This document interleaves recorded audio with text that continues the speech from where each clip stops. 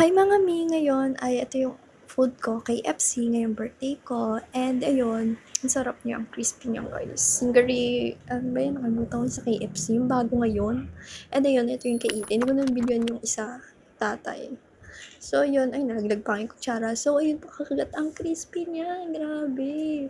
Ang crispy. Hindi tulad ng ibang chicken dyan na hindi na crispy, pero masarap naman. Pero ito talaga kakaiba yung chicken dito sa KFC. Pero hinahanap ko yung dating chicken nila, yung smooth na balat. Yun yung gusto kong chicken sa KFC. Ewan ko ba ba't yun yung binigay. Pero masarap naman. So, yun ang crispy niya. Ayun.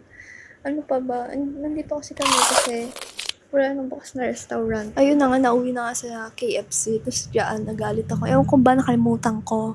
Pero ayun na nga, solid siya. Yung KFC. Yun, ito yung pinakita ko yung Singary. Pilat ba yan? Chicken pilat? Hindi ko alam. Pero may sauce siya. Pero piling ko chicken pilat siya ng Singary ng KFC. And super sarap. And malasa siya, guys. Ang sauce ng sauce niya. Grabe.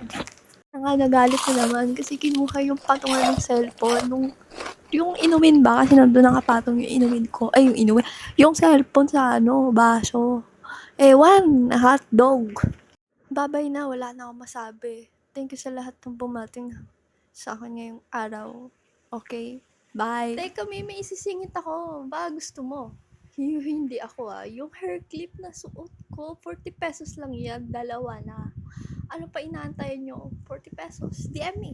Ito mo, ang ganda. Sa akin ka lang makakabili ng ganyan. Quality and handmade me. Ano pang inaantay nyo? Gawa ko yan, me. Huwag nyo inaano-ano yan.